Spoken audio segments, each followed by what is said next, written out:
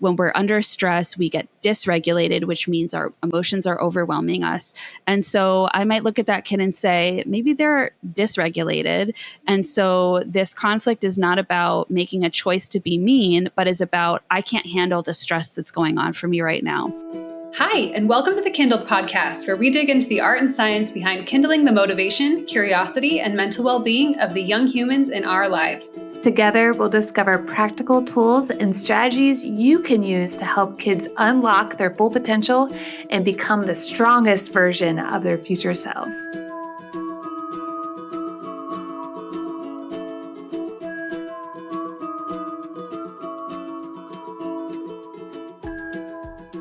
Welcome to the Kindled podcast, everybody. We are talking about trauma-informed education today. Adrienne, what is your perspective on trauma-based education? What do you think? Yeah, this is a pretty hot topic. We just were at a microschool retreat, and it was like the number one requested topic was how to handle trauma, how to recognize it, what do we do? And then as I started researching, I realized, our microschools already are trauma-informed environments. And I don't even think these guides realize that they're already helping, kids that have experienced trauma and honestly, those that haven't.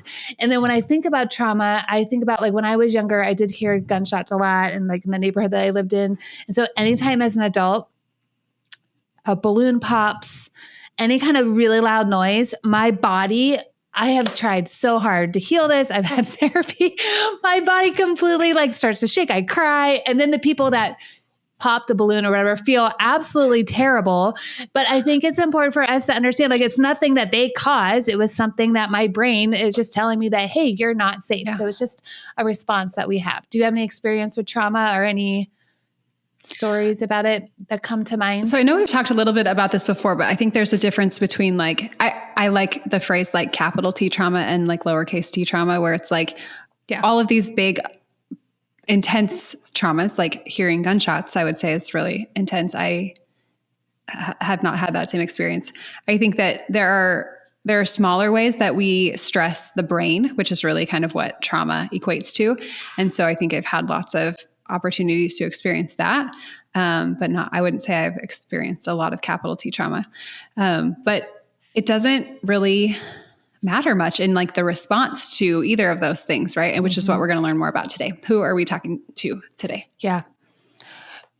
Before I get to that, there are three types of trauma besides big T and little t that I would like to address just before we jump into our conversation is acute trauma. And that's what you're talking about, the sudden intense. And then we have chronic trauma, and that is just prolonged, not getting our basic needs met, not getting our psychological, emotional needs met. And then there's complex trauma, which is a mix of both, and it's complex. And so it's just really important if you're a teacher or your parent to be aware of these things. And then to what we'll learn from our guest today is that it really comes down to relationship. We are talking to Shevrin Venet. She is an educator, author, and professional development facilitator based in Vermont. She teaches graduate teacher education at Vermont State University. Previously, she was a teacher and leader at an alternative therapeutic school, community college instructor, and after-school teacher in the upper elementary grades. Alex works with educators around the country to strengthen their trauma-informed education practices with a focus on empowering teachers to create systemic change. She is the author of the best-selling book, Equity-Centered Trauma-Informed Education, and the new follow-up, Becoming an Everyday Changemaker, Justice and Healing at School. Let's go talk to Alex. Welcome, Alex, to the Kindled podcast. We are so excited to have you here today. It's great to be here. Thanks for having me on. Of course. So let's dive right in. Tell us about your background and how you came to the work that you're doing, and what is your big why? Sure. So my background is in education. I went to college for going to teacher school, and I graduated out of my undergrad program into a recession in 2009. And so in my teaching program, I had kind of thought, I'm going to be a public school teacher because that's what they prepare you for, right? That's what they talk about. That's what my internships were in. But the job market here in Vermont was not super great during the recession. And so people weren't retiring to free up those teaching spots for newer teachers. And so I started expanding a little and looking at some different settings. And one of the job listings that I found, the teacher role was called counseling teacher. And the job listing said you can have an education background, or you can have a counseling background, or you can have a non-traditional background.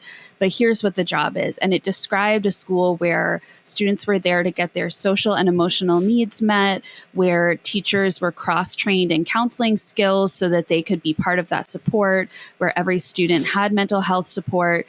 And I thought that sounded great. So I ended up working there for close to a decade. And I started as a teacher. I later moved into more of a leadership role. And I absolutely loved it. It was great happenstance that that's where I ended up. It was sort of the small type of school that is doing a lot of practices that now we call trauma-informed education. But, you know, when I started, that wasn't necessarily a word for it. It was just, this is what we're doing. And so toward the end of my time there, I was feeling really invigorated by time that I would spend with the teachers at my school, or if I would go to a conference, or as I did grad school, just in teaching other teachers about some of these practices. And I was also interested in, what are other people doing with these things? How are other people incorporating these supports into their settings? And so from that school, I transitioned into mostly teaching teachers, which is what I do now. And really my why comes down to helping teachers feel supported in the tools they need so that students feel unconditional acceptance in their school environments. So that's me in a nutshell. I love it. Okay. Tell us more, like, how do you define trauma-informed education? What does that mean? Give us a definition. I know there's lots of different things floating around. So like, what does it mean to you? Yes. So to me, trauma-informed education are the practices we use to transform the whole school environment. So not just for students, but also for the teachers and for the families that are, you know, related to the school and the community. And the trauma-informed practices are about responding to those who have already experienced trauma and making it a better environment, but also about preventing trauma from happening inside of schools and related to schools. And then also trying to create practices that would make our world less traumatic. And that part sounds a little bit more like dreamy, but I think a lot of teachers get into education because we want to build the next generation. We want to have students who are engaged in our democracy, all these like big ideas. And so I just add disrupting trauma to that, right? How can we help shape students who are engaged in making things right when they do harm, in speaking up when they see something wrong, in using power wisely, all those pieces. So there's really a bunch of different components to trauma-informed education. And what I often will say to educators and other people interested is that it's a really big project. And so no one person is going to tackle all of it, but we all just have to find our way to tap in. Yeah, you said some phrases that really jumped out at me. So you ended your background story with how you came into this work and really wanted to provide unconditional acceptance, which I find profound. And then also you kept using the word respond. And that makes me think of, okay, we want to be adults that can respond to kids' behaviors instead of react to their behaviors. And then you also use the phrase disrupting trauma. So the reason why, or how I found you, was you were on the Cult of Pedagogy and you were talking about trauma-informed education. And I was preparing a talk for some of our microschool guides.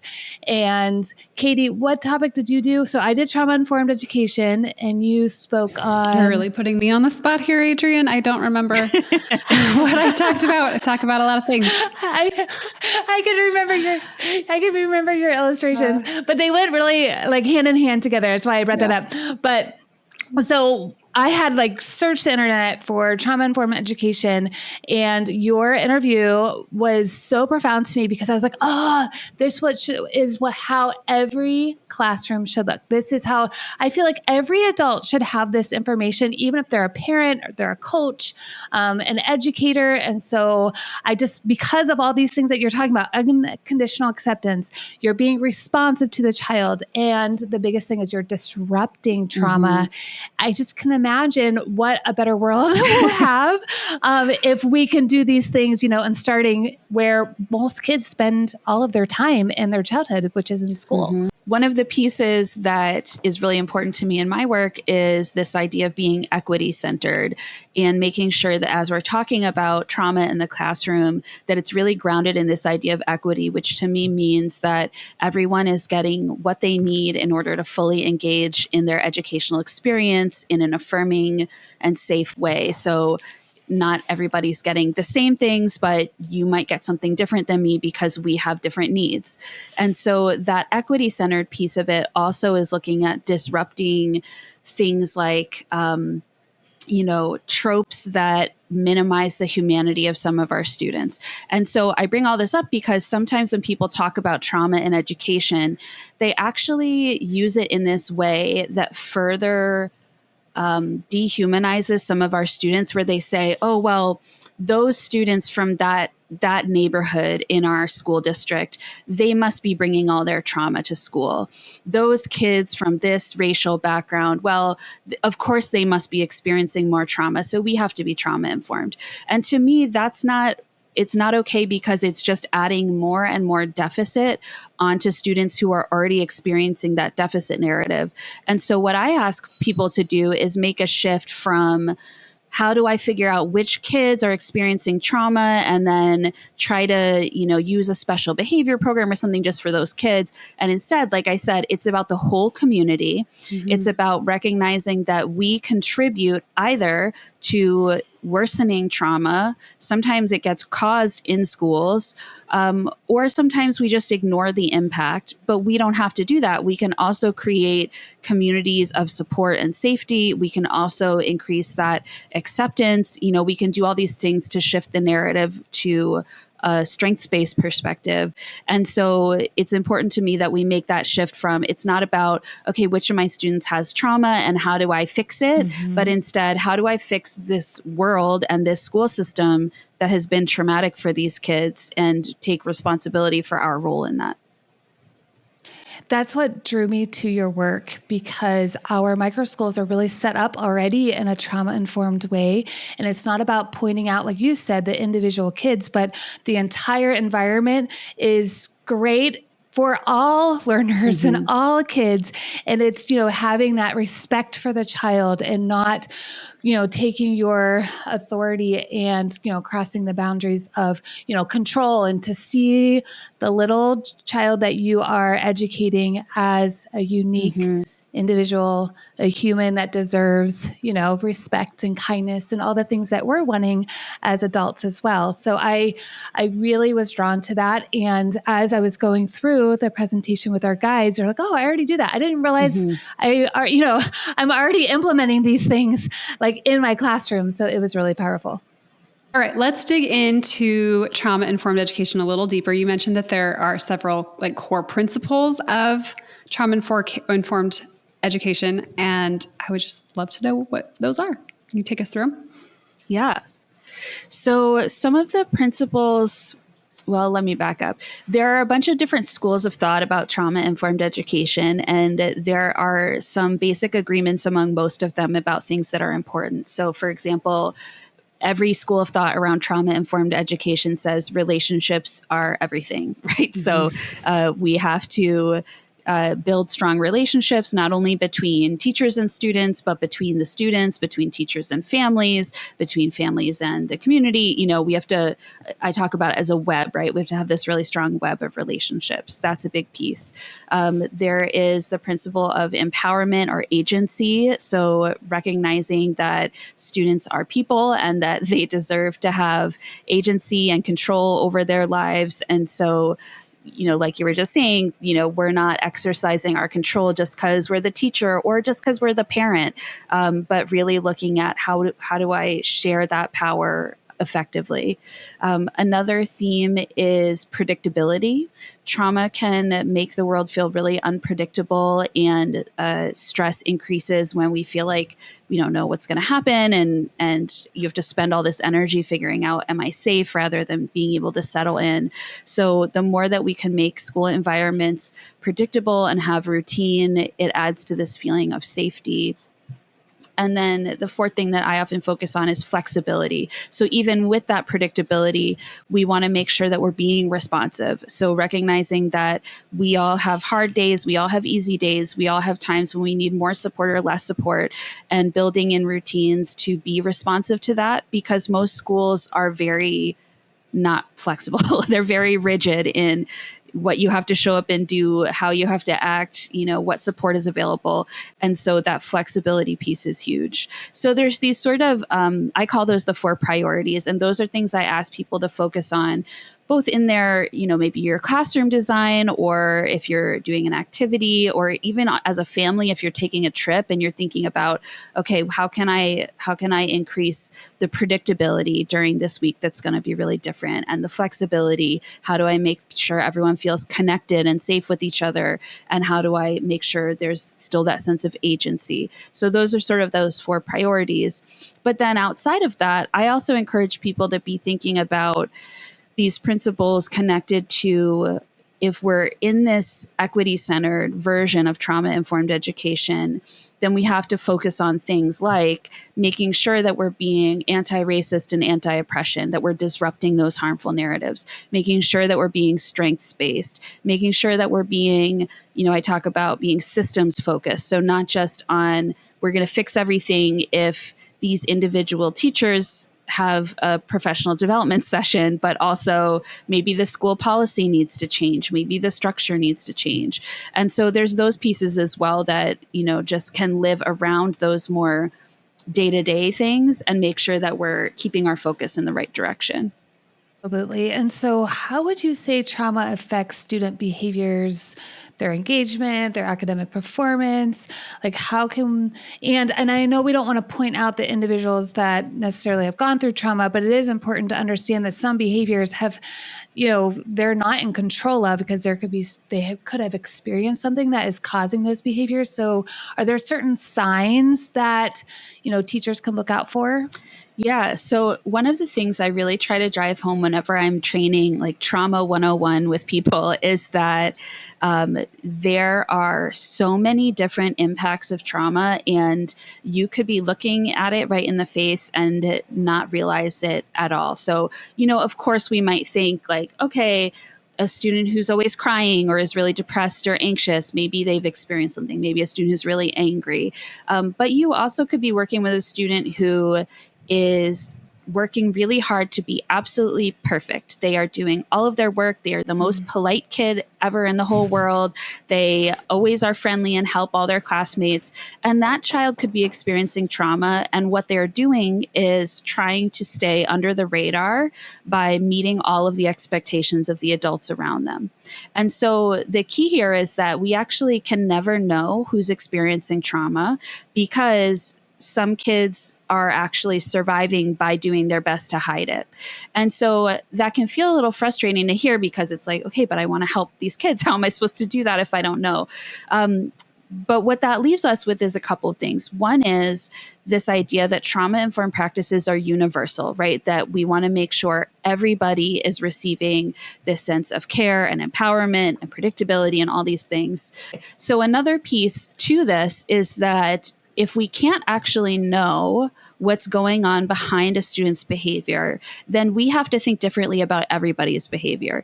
And there's this question that I really like. I picked this up from a really great book called Trauma Responsive Schooling, I think is the title, but you can fact check me on it. It's about trauma-informed education in rural elementary schools. It's really great. And in that book, they talk about this coach in one of the schools. And this coach had a question for when she was working with teachers, where she would ask them, how would you respond differently if you knew this behavior wasn't a choice? How would you respond differently if you knew this behavior wasn't a choice?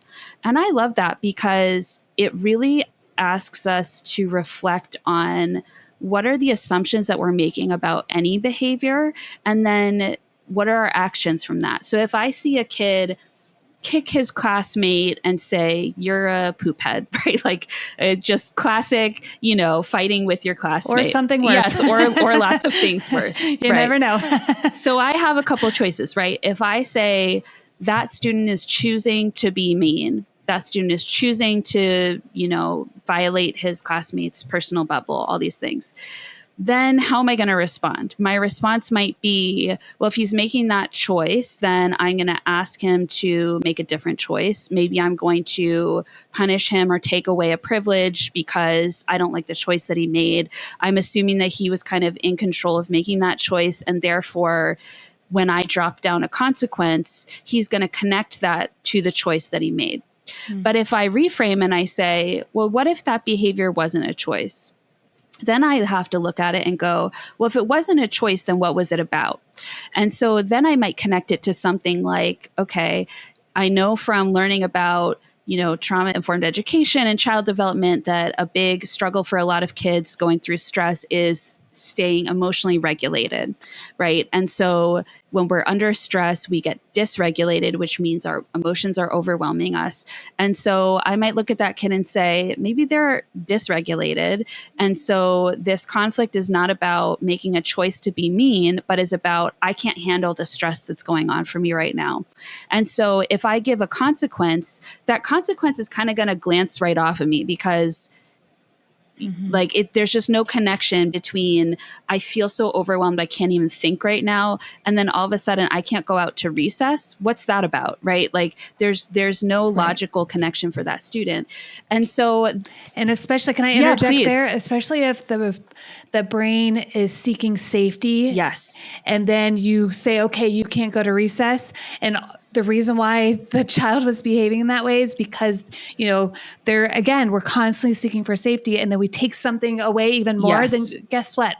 It makes sense why those behaviors are bigger.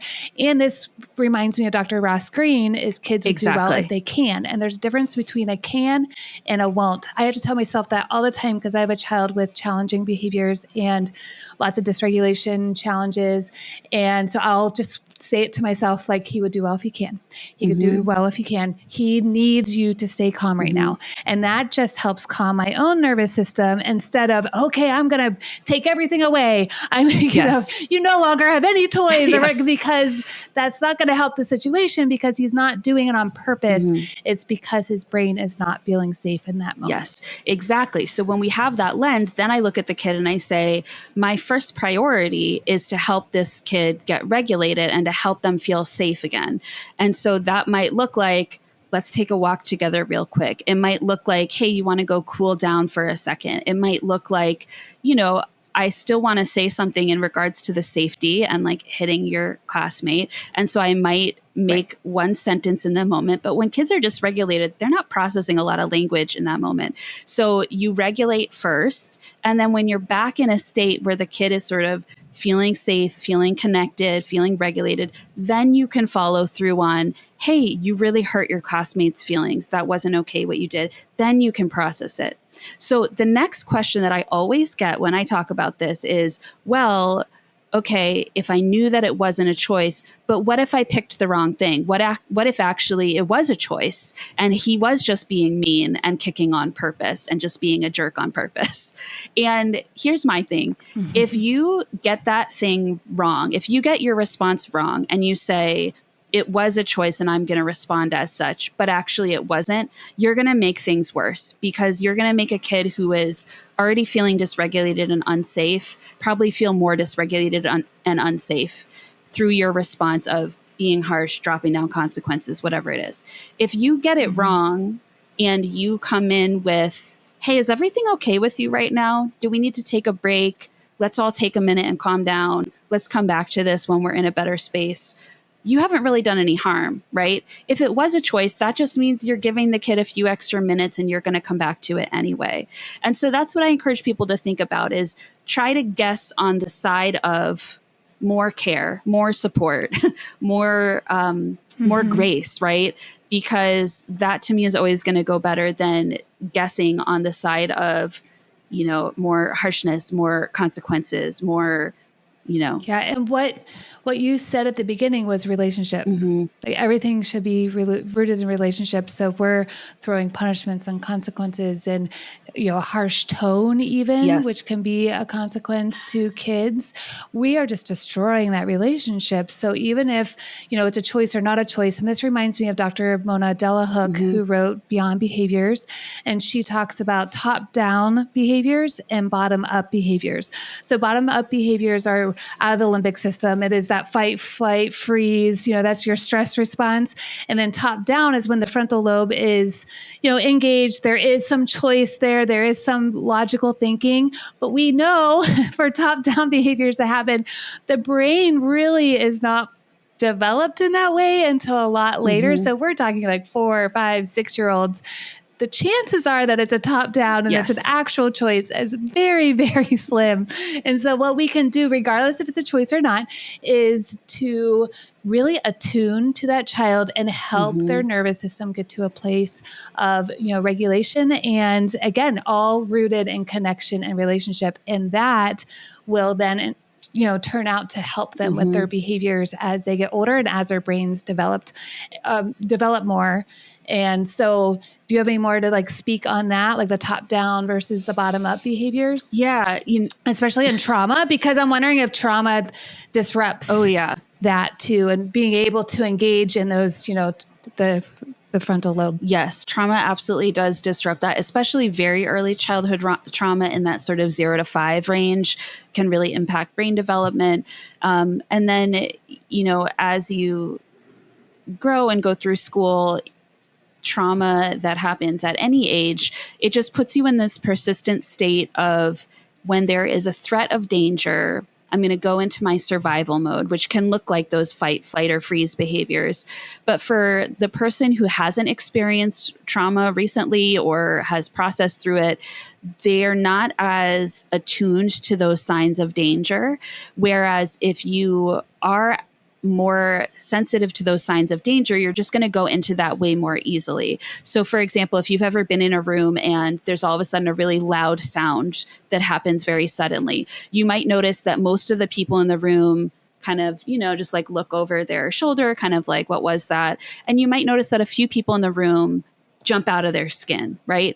And it's not because those first group of people were stronger or better or anything like that. It's because the second group is just more sensitized in their brain to protect themselves against a possible threat. And so if you have a student that suddenly seems, the day is going and it seems fine, and then all of a sudden they have booked it out of the room, or they have crawled under a table, or they're yelling at you for no apparent reason, it might be that something's happened that has just sort of triggered that survival brain.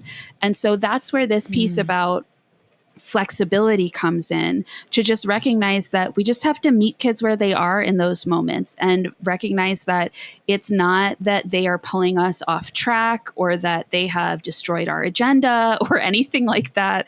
It's just that this is the response they're having right now. So what do they need in this moment? And all of this really brings me back to this idea of the structure piece. And what makes me so interested in something like a micro school is because traditional schools are not set up to allow teachers to actually meet students where they are when they are in survival mode. If you have one teacher and 30 kids, right, you are going to really struggle to meet a kid where they are when they need that extra support. And so alternative structures can be really powerful for actually meeting students' needs. Oh, it's really hard as an adult that maybe doesn't have complete control over our own nervous systems. Like, we're experiencing these unprocessed triggers as well, to be able to sit in these, especially in a classroom of 30 kids, to be able to show up to these situations as a regulated individual. Do you have any strategies or techniques you give teachers to help them stay regulated? Yeah. It's so important because, it sounds like you both might already be familiar with the idea of co-regulation, but for anyone listening who isn't, the idea of co-regulation is that when a kid is dysregulated, they actually don't magically have the skills to bring themselves back into regulation by themselves. The way that they learn that is by co-regulating with a grounded adult. So the classic example is, right, when a baby is crying, their parent picks them up and rocks them and maybe talks to them or sings or hums and sort of uses their soothing to soothe the kid. And we have to remember that that skill building actually needs to go all the way through till your brain is developed in your 20s, right? So the high schooler who is really upset and can't seem to calm down at the end of the day, you know, as a parent, you're co-regulating with them if you go outside and you throw the basketball around together and you sort of bring in some rhythm and you're talking in a gentle tone and you are sort of just getting in a space where they're picking up some calm from you. And so the thing about co-regulation is that it also works the other way, where I think most people have experienced this, where if you are keyed up, then the calm person around you is going to join you in being keyed up. And so what's difficult as an educator, and I imagine as a parent, is that you have to really reach deeply so that you are not joining them. They are joining you in calm. They are joining you in regulation. And so for educators, the thing I think is most important is that it's a process and you have to be gentle with yourself, because there are going to be times where you can't make it happen, right? Like you're going to be snippy, you're going to have a bad day. It's okay. You can try again. But to really think about what's in your toolbox, right? Are there, and it's different for everybody, right? Like some people really like breathing exercises. Some people really like yoga stretches that are really quick and I can just do them while I'm standing in front of the room. Some people have a little phrase they say to themselves, like you were saying with the like, okay, kids do well if they can. That's part of your regulation strategy, is I'm going to keep myself from flying off the handle by grounding in this thing I know to be true.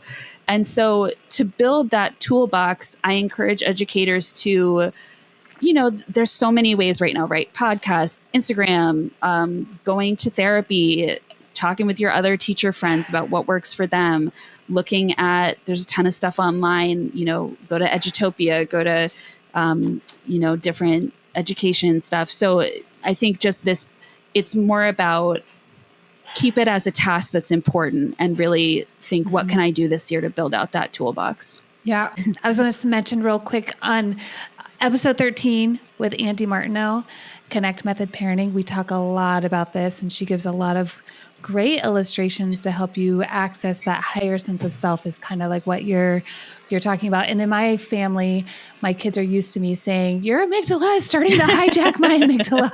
Like, they know what that means. And then that, just saying that, it helps their brains start to calm down, helps my brain start to calm down. And then we really can get to a place of co-regulation.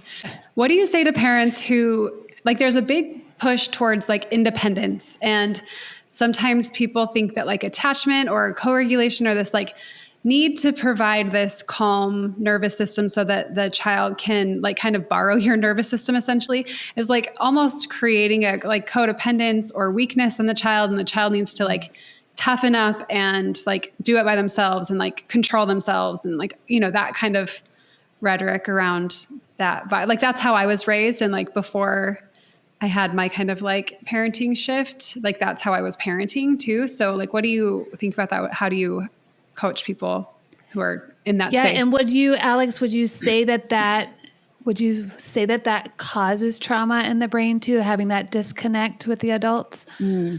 Yeah. So I think what's important for parents to know is that stress is a spectrum, and there are types of stress that are healthy and help us grow. And then there are types of stress that in the research, they call it toxic stress, which can cause trauma, and is basically when the amount of stress overwhelms the tools that you have to cope with it. And so healthy stress might look like, I'm going to let my kids struggle with something for 20 minutes before they ask me about it. And I'm going to say, why don't you try to figure it out yourself first? And we all can think of times when we've grown that way, right? You have to fall down when you're riding your bike to learn to keep your balance, all these things.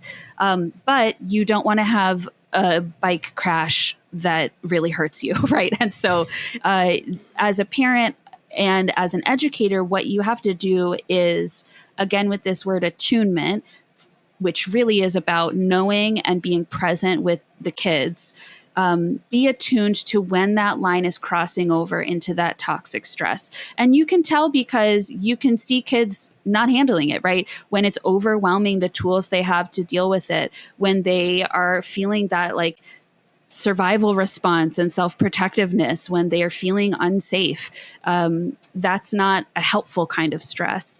And so I would say that, reading up on this idea of the stress spectrum and really thinking about how can I just try to do this balance. And again, you're not always going to get it right. Sometimes we're going to rescue kids too early, and sometimes we're going to let it go for too long.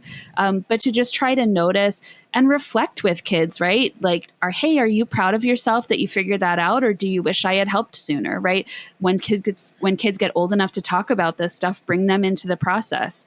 So I would say that's how I would respond to that concern, that, we don't want to do things just for, this idea that throwing you out to the sharks by yourself is going to build up your strength is not really rooted in the science behind stress. Yeah, like not rooted in science. I think that's been my biggest like converting factor in like accepting this, because my brain is just like so focused on like personal accountability and choice and like all of this. So it's like been a big shift for me personally to be like, okay, that wasn't maybe a choice that the child made. They weren't trying to be intentionally mean. Like doing the mental work for me to relabel those things has been the thing that like enables me to maintain a regulated nervous system in those moments. And I just think that's like a really important shift. And I think a lot of people out there like just don't know how to make that shift happen, because we're still thinking about our own behavior.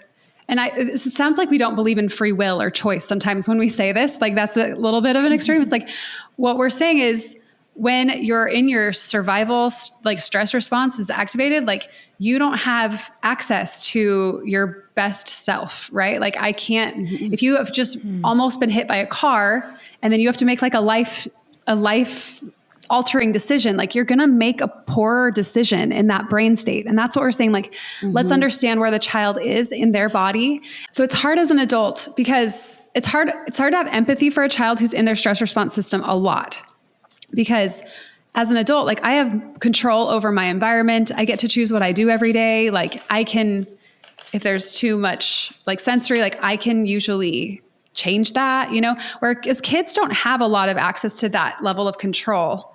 And so they're really like being thrown into whatever experience is like they're getting dropped off into. And like, although we do our best to like make those situations like kid friendly and things like that, like they're still going to have these moments where like they're just in their stress response system. And it's given me so much more empathy for them when it's like, oh, I can feel this in my own body. And I know that I'm not my best person. And I can give myself, I love how you said, err on the side of grace. What were your exact words? It was so much better than that. That sounded good. But what you're saying reminds me of like the thing I would invite if you want to build that empathy even further is think of going to the airport where you have very little agency and control. You have to walk through the TSA line. You don't get to change how slow and fast it is. Yes. You have to follow exactly where to go. If your flight gets delayed, sorry, there is literally nothing you can do about it besides just sit there. I don't know about you, but when I walk into the airport, before I even check in or anything, I'm already in my stress response. Yes. And so what you're saying is, right, so for kids, it's like being at the airport all the time sometimes, right? Like they don't get to choose where they're going. They don't get to choose if the flight's delayed. You just have to sit there, right? And so if we think about it that way of like, okay, am I my best self when I'm waiting for this flight and I am going to miss my connection. No, right? So just like building that, okay, that's where kids are at. And that ties back to this idea of agency and empowerment. You know, the less that we can make everyday life or school feel like you're waiting at the airport, right? The more choices you have, the more that you're allowed to say, no, I don't want to do that. Or yes, I do want to try this thing. You know, the more control that we provide and really build in, the more we're going to help draw out of that survival state so often. I would love to get your take on this because we're talking about the stress spectrum. You talked about disrupting trauma and kind of attunement and noticing like how much stress is too much stress. So I have a friend, she just returned to the workforce last week as a preschool teacher. So she's been at home with her kids for 6 years. And she had a parent send her this article and she sent it to me yesterday. And it's called After School Restraint Collapse. Oh, yeah. It's an actual coined phrase of whenever kids get home from school and they're losing their minds, having big meltdowns. So I would just love to pick your brain on this, especially in the context of trauma and the context of how we can help disrupt that. Like, is that okay if every single day a child is coming home? I mean, it had really great tips. It had tips about how to connect and keep yourself calm and work on yourself first, kind of like what we're talking about. But then it did say something about set a plan and have the child set a timer and they're allowed to go lose it by themselves in their room for 20 minutes. And I was like, I don't know if that, because I don't know. I just struggle with this a little bit because you speak on that. And have you heard of this before? This restraint collapse, even that term. I'm like, oh my gosh, we've even called it this. So I would love to, pick your brain on this while we have you. I've heard the term before. I haven't done a lot of reading into it, but I'm familiar with the basics of it. And it reminds me as well of in the neurodivergent world, so autism, ADHD, there's this concept called masking, which is when neurodivergent people, including kids, will spend a lot of energy trying to follow the social norms. And it takes a lot of energy and it's very exhausting. But the restraint collapse piece, I mean, if we follow this airport metaphor, I'm just thinking about when I get home from the airport, like let me ask you, like, what do you want to, if you didn't have to take care of anybody when you got home from the airport, what would you do with like your 3 hours when you first got home from a hard airplane journey? Sleep or like eat some yummy food or just like go exercise. So exercise is my reprieve. Yes. So like that's your restraint collapse, right? You just spent all this time not being in control, having to nod politely at the agent while they told you that it was going to be another 3 hours, whatever it is.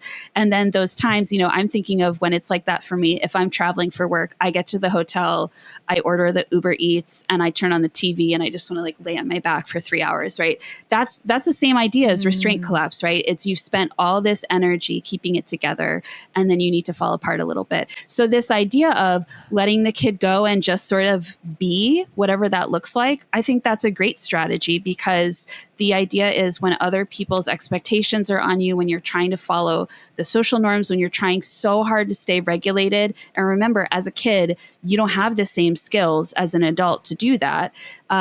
It's exhausting. And so for a kid to be able to just exist in whatever way and not have someone saying, don't make such a mess with your toys, not have somebody saying, directing what your play looks like. But what about the co-regulation piece? And them, that's where I struggle of just having them go experience this by themselves. Yeah. That's where I struggle. But then also it's like they're not making a choice to go be in this environment all day long. If I'm booking a flight, I know that that's coming up. Whereas a child, it's other people saying you have to be in this environment all day long. So I'm just curious what you think about that. I mean, I think the co-regulation piece versus having time on your own, it would again just be an attunement thing, right? Like, does my particular kid seem to be helped in their regulation when they have time alone? Or is my kid one where we're going to snuggle up and watch Bluey for half an hour before we get into chores and homework or whatever it is?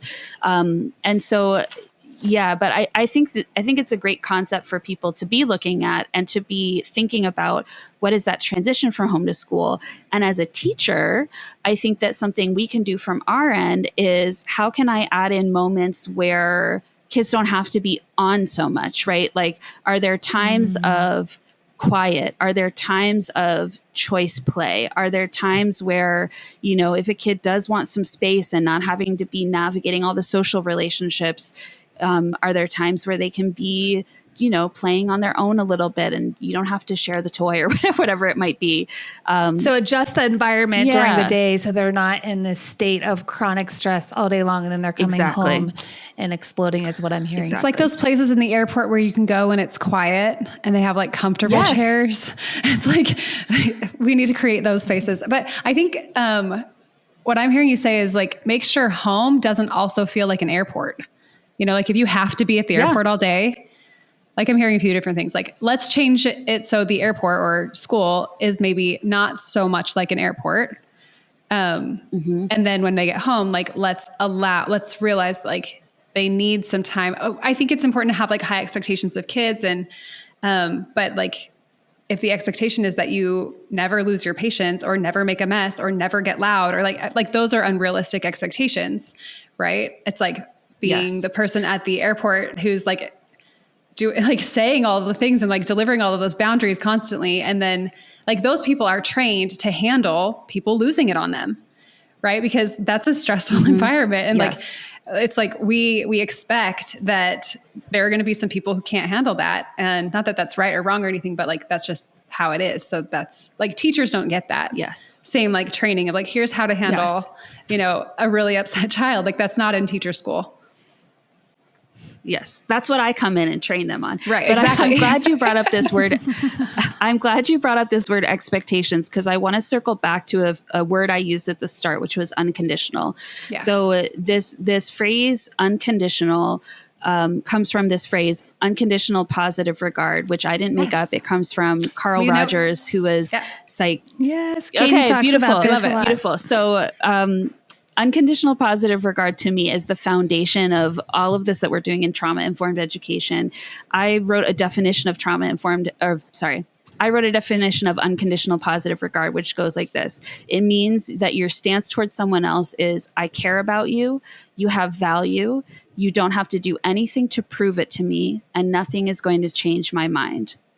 I care about you, right? So that foundation of right away, like, and I think this is especially important for teachers and students, right? Just starting from a place of it's a given that I care about you. Then also moving to it's a given that you have value. Every person in this classroom, every person in this school, they are valuable. They have strengths. You don't have to prove it to me. This is much harder because in a lot of schools, we're constantly asking kids to prove their value. Totally. You know, if you come to class, you have value. If you do well on the standardized test, if you are a good collaborator, you have value. So the shift here is even if you mess everything up, even if you have a terrible day, even if you never do your homework, even if you are mean to people, I am not going to change my mind that you are valuable and I'm not going to stop caring about you. And when I talk about this, sometimes people go, okay, that all sounds nice, but what about expectations? What about consequences? And to me, unconditional positive regard is actually how you have high expectations and meaningful consequences. Because if a kid feels safe enough to know that nothing I do is going to change the fact that you care about me, then they are safe enough to try stuff and to mess up and to keep trying it, as opposed to going into that toxic stress of, if I mess this up, everything is ruined, right? So that kid who kicks their classmate and is having a hard time, if they know that I hold them in this unconditional care, then they're going to be more willing to work with me and to try out some regulation and to get in a better space and then to talk about how can we make this work. Whereas if they think that I am going to kick them out of the classroom for the rest of the year, or that I'm going to stop liking them as a person, that might then spiral them out, right? Everything is over. Everything is the worst. I'm terrible because I had this hard time and my teacher hates me now, right? It just escalates things. And so that to me is the root of all of this, is that when we have that unconditional care, it actually allows us to have higher expectations. Yes. And it's not what I hear you saying is that it's not that those things, it's not that we're cool with violence in the classroom. The way I put it is unconditional positive regard doesn't mean you can just do whatever you want. There are still expectations and things, but it means that if you harm other people, if you're having a hard time, I'm not going to dispose of you. You're still valuable. You're still part of this community. And there's nothing that's going to change that. Which satiates the brain's need for safety, which allows the prefrontal cortex to stay online, which enables that child to make a better choice and to listen to logic and reason. Whereas if you make them, there's nothing scarier to a child than feeling like they're in trouble or they're in the doghouse or there's distance between them and a primary caregiver, because that is where they get all of their needs met. And that's something that puts them immediately into their stress response system. I was just teaching a class to a bunch of teens, and I was like, what's stressful to you? It was about stress. And they were meeting expectations. And I just kept asking, why is meeting expectations stressful? It's well, if you don't meet them, then someone gets mad at you or is disappointed in you. I'm why is it scary for someone to feel disappointed in you? And we just kept asking why. And they all kind of agreed that it was this question of value. I need to feel valued because value, there's safety in being valued, right? If a lion were to show up, who's the teacher going to save? Definitely the kid in the front with all the answers that can behave themselves, right? They like that child the most. So not being that kid, not being liked by the teacher is not safe, because the child's brain is looking to that teacher for safety cues, right? So we accidentally get we want to hold to personal accountability and expectations and all of these things that actually kind of invite us to act in a very harsh or sharp way. And then that kind of starts us on this cycle of creating an environment where kids can't actually meet those expectations, because we're assuming that it's a want, or it's a want to, not a, we're assuming that it is a choice, right? And then that puts us in this automatic state of labeling and judging, which escalates our behavior, makes it so we can't cover. It's just a big ball of cycle. I hope that I feel we've been through this cycle 3 or 4 times now. I'm okay, listeners, are you getting this? It's not about this thing is right or wrong or anything. It's about not getting into this cycle so that you can actually address the problems, set the expectations, and help kids develop the skills that they need to meet those expectations. Yes. And a big piece of this is self-awareness, because as the adult, if we're not aware of our own behaviors, our own thoughts, our own beliefs about ourselves, our beliefs about the kids, again, we talked about, what we're believing in that moment, then none of it all breaks down, so it really starts with our own behavior first. And then we look at the kids' behaviors and how we can show up for them in a better way. Yes. And related to that self-awareness piece, there's not a dichotomy here of, okay, well, if the kid wasn't, in total control, then it's all on the teacher to change the environment. And if the kid was in total control, then the teacher has no accountability. It all lives somewhere in the middle. And even if a kid is in a place where they were dysregulated and that's where their choices stemmed from, you can still work with them on reflection. So one really simple thing that I've done with kids who maybe had a blow up during the day or something else went really wrong is we'll draw a timeline on a piece of paper, and it starts at when I woke up this morning and it ends at right now we're sitting and making this timeline, and we mark up the whole day. We put on there, okay, here's when you kicked Johnny's chair. And then we go from when I woke up to when I kicked Johnny's chair through now. What are all the things that happened? And so they might say, okay, well, when I woke up, I was supposed to have oatmeal for breakfast, but I was running late. So I just grabbed a Nutri-Grain bar, and I don't really like Nutri-Grain bars, so I didn't eat the whole thing. And then I was on the bus and someone was annoying to me. And then we had math, and I hate math. And then when Johnny made a face at me, that's when everything's fuzzy in my brain and I know that I wasn't supposed to do that, right? And so then what we can do is say, okay, now let's go back and let's circle places that you could have made a different choice, but let's also circle places where somebody else could have made a different choice or where somebody could have supported you in a different way. So then that allows them to go, oh, okay, depending on their age, maybe it's I needed to have my alarm earlier, or maybe it's I needed dad to wake me up 10 minutes earlier. Maybe it's, hey, I wonder if dad could buy me different cereal bars so that I want to eat the whole thing. Maybe it's, oh, like in this math part, I know that I've already talked about this with my teacher. I was supposed to tell her before I got overwhelmed, right? So even though in that moment, the kid was in survival brain, you can still build out that reflection. And that's really powerful.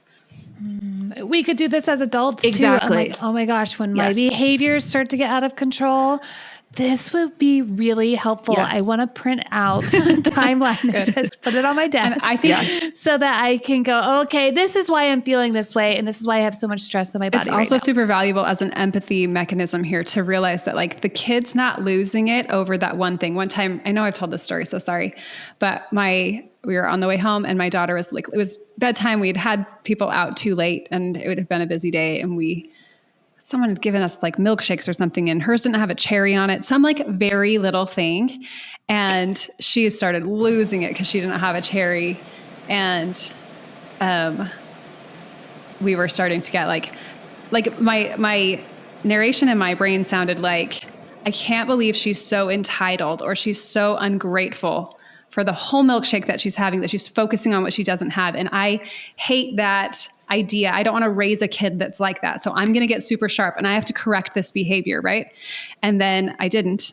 Don't worry. I remembered that she was not crying about the cherry, but she was letting out the stress of every injustice and stressor that she had experienced that day. And this was just her essentially restraint claps of her giving in. That's kind of not a good phrase, but like it was too much. Like in that moment, it was too much, right? And so it wasn't really about the cherry and it didn't mean anything about her moral character development. It just meant that she was done and she needed her mom to wrap her up in her favorite blanket and put her to bed and not be mad at her, which is what happened. But, and that's so related. Have you all seen the idea of the window of tolerance? Yes. Adrienne talks about this a lot. So Dr. Dan Siegel. Yes. So it's the same idea, right? That on another time, your kid may have had a missing cherry and gone, oh, well, that's too bad. I wish I had the cherry. But in that moment, her window of tolerance was too small for the size of that stress. And so even though the stress seemed really small, her window of tolerance was like eensy weensy, right? So like it overwhelmed her. And it reminds me a lot, again, whenever we talk about these concepts, I'm always thinking about what's the version of this for us as adults so we can tap into that. So the one I always use when I talk about window of tolerance is if you've ever gotten a nice fresh cup of coffee, you're walking out of the coffee shop, it slips in your hand and it drops on the sidewalk. Sometimes that has happened to me and I'm like, ugh, that's too bad. I'm going to go get a new one, or I don't have time, whatever, I'll go to work. Other times when I've dropped that coffee, it is the end of the universe, right? It's like, this is the last straw. I cannot deal with this.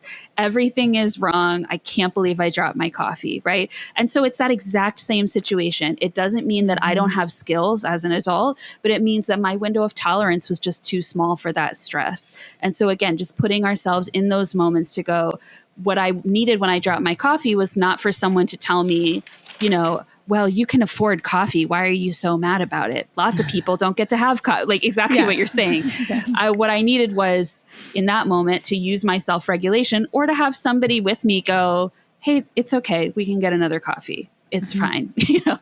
Yeah. And that reminds me, in 8th grade, we had a tire fire right down the hill from our school, and fire was literally dropping from the sky. Oh my gosh. Kids were running. It was insane. And it's a kindergarten through 8th grade. So there's a lot of students, a lot of teachers, things like there was fires just starting all over like campus. It was a very traumatic event. And I remember I had a brother in 1st grade and I was in 8th grade. And I was just like, I need to go get my brother. I don't want him to go on the bus. Like I need to go get him. And I'm running and my backpack was completely filled with books and papers and folders. And it must've been open. And I'm like running down in front of the school and it opened up and there were just papers and books flying everywhere. And in that moment, my window of tolerance was this big. And I remember just like by the time I got to his classroom, his teacher, even though it was chaotic, and I'm sure it was super chaotic for her, her window of tolerance was bigger, and she was able just to wrap me in her arms. It's okay. Here's your brother. Like, everything's going to be okay. And so I'm just so thankful to Mrs. Tuchel for that moment, because it was a very, very traumatic event. And I want to circle back where we talked about, so with trauma-informed environments, we're talking a lot about the adult and us having this mindset. I mean, we talked about this, whole conversation, but then, so web of relationships, power and agency, predictability, and flexibility. Is there any other things that you would want to like wrap up this talk about trauma-informed education and how teachers can start applying, these concepts to create a more, accepting environment in their classrooms? Yeah. So, there's so many entry points. One teacher might hear all about this and think, you know what, I need to really work on communicating that unconditional acceptance to my kids. Another might really be thinking about those 4 areas and going, okay, I'm really good at that predictability, but I'm not so flexible. And so let me see how I can build that more in. Another might connect back to, what I said about we want to have trauma not be caused in schools, and be thinking about, okay, some of the ways that we cause trauma in schools are, when we let a bullying dynamic go on too long, or sometimes even in our curriculum, if we're teaching outdated or biased information, and that is causing a kid to feel badly about themselves or their culture. And so because there are so many different entry points, what I really encourage educators and parents to do is to really just reflect on what is the piece that I just want to pick up and start with. Because to make trauma-informed change in our school system, it's going to take everybody. It's going to take a lot of work at different parts, right? It's going to take school boards making policy. It's going to take school leaders using different hiring practices to get, teachers who want to carry this forward. It's going to take curriculum writers and change in standardized testing, all these different things. And so because you are one person with one life, there is only going to be so much on your plate. So where do you feel excited and empowered to start? And so I often just encourage folks to spend some time with some of the resources. I have books. You've mentioned some other really great books throughout this conversation, and scholars who are writing about this stuff. There's YouTube videos, all these different things. So spend some time with it, do that reflection, and then just think about, where do I want to get started? And then just keep revisiting it, and all kind of pull our corner to make a change together. This has been such a great, great conversation. Thank you so much. You mentioned so many things that were new to me, and I'm excited to go, okay, because I do have a child with big emotions and feelings. And sometimes it is hard. I talk about these things all day long, but sometimes it's hard to actually embody that in my parenting. So thank you. This is going to help me be a better parent. So I really appreciate it. And I hope our listeners, feel value, and feel that they're valued too, like we were talking about. So this is a question that we ask all of our guests. Who is someone who has kindled your love of learning, curiosity, motivation, or passion? Ooh, great question. My mind just immediately jumped to I'm going to forget if it was which grade in elementary school, but I want to say it was Miss Pirelli in maybe 2nd grade. And that was when we started doing, did you ever do bound book projects where you would write a little story, but then really it was just like they bought a fancy little book for you to draw it in. And it just really sparked my excitement about writing and about reading. And I still have those little books. And now that I have written books of my own, I can really trace it back to elementary school and having my teachers sort of build up my identity as a writer. So that has absolutely sparked my love of learning. I love that. How can listeners learn more about your work? So I have a website, unconditionallearning.org. And the best way to engage with my work is I have written 2 books besides the ones that I wrote in 2nd grade. And so those 2 books are Equity-Centered Trauma-Informed Education, which really talks about all these principles and ideas and things for the classroom. And then the new one, which just came out this year, is called Becoming an Everyday Change Maker. And that was written because a lot of people read the first one and said, I want to get started with all of this, but there's so much to do. How do I really make these changes if I feel like I'm just one person, or maybe in a district where this isn't popular. How do I get started? And so the second book is more of a guidebook for making change. So I recommend reading them both together, but there's also lots of links on my website for other short articles, podcast episodes, and things like that. And yeah, would love to connect with everybody. Love that. Thanks so much for coming on the Kindled podcast. This has been an amazing conversation. Thank you. That's it for today. This was such, we say this at the end of every episode, but this was a really awesome episode. I learned so much from Alex. I'm so thankful that she came on. What about you, Katie? Yeah, that was really cool. I think she put kind of a different look on it, a different spin than I've usually heard. So it's really interesting to hear her perspective. Absolutely. So we hope that you can take these strategies and tips and apply them in your classroom or in your home or on the field. And so if this episode was helpful to you, please like, subscribe, and follow us on social at Prenda Learn. If you have a question you'd like us to address, leave a comment and email us at podcast@prenda.com. You can also subscribe to our weekly newsletter, The Sunday Spark. The Kindle podcast is brought to you by Prenda. Prenda makes it easy for you to start and run an amazing microschool based on all the ideas that we talk about here on the Kindled podcast. If you want more information about becoming a Prenda guide, just go to prenda.com. Thanks for listening, and remember to keep kindling.